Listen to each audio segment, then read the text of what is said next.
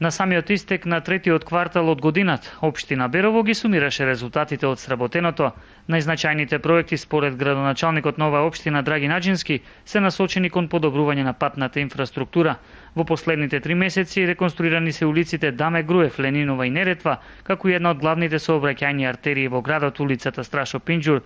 Воедно проширени се тротоарските мрежи на улицата 11 октомври и Даме Груев.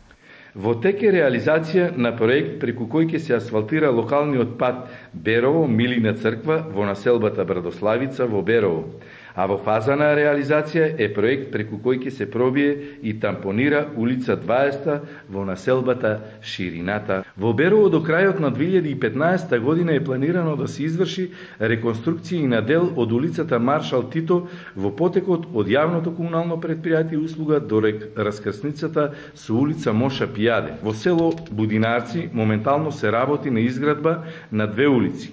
Во Ратево ќе биде изградена улица во Мишовско мало, додека во Русиново ќе биде изградена улицата Даме Груев.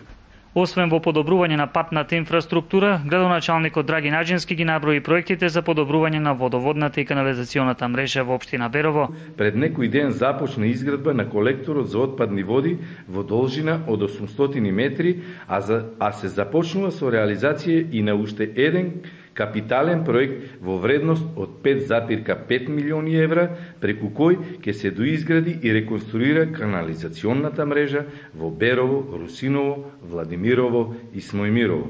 Веќе се работи на изработка на проекти за изградба на водоводи во село Ратево и во село Двориште, поставена е нова водоводна линија на улица Дамјан Груев и Неретва во Берово, а на улица Даме Груев во Русиново и на една улица во Владимирово, додека претходната година е извршена и комплетна реконструкција на пумпната станица во Русиново.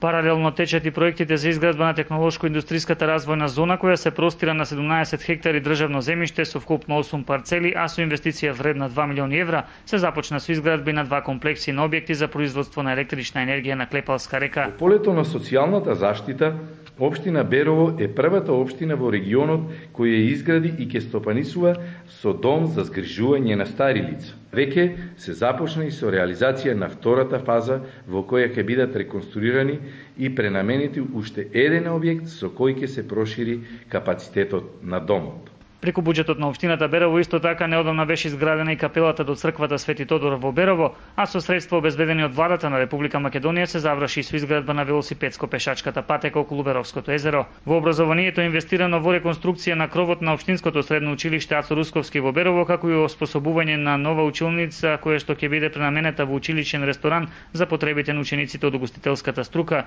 Воедно со проект вреден 500.000 евра во тек е проект за реконструкција на детската градинка во село Русиново.